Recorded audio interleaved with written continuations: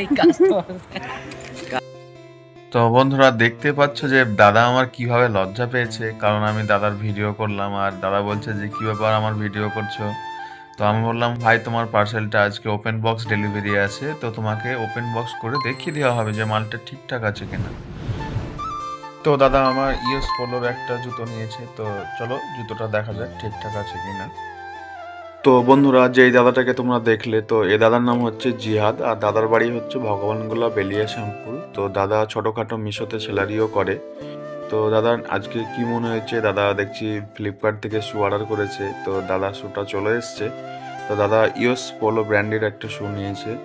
তো দেখো আমি তো দেখলাম ওপেন বক্স করে দেখিয়ে দিলাম যে মালটা ঠিক আছে। তো দাদাকে বললাম দেখো তুমিও দেখে নাও, যেহেতু যদি কোনো ডিফেক্টিভ আছে কিনা তুমি চেক করে নাও। তো দাদা বললো দেখে নিচ্ছে। তো দাদা বললো ঠিক আছে, ঠিক এসছে।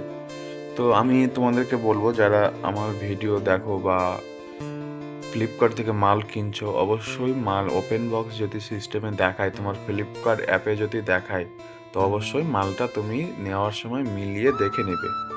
তো আজকের মতো বন্ধুরা টাটা।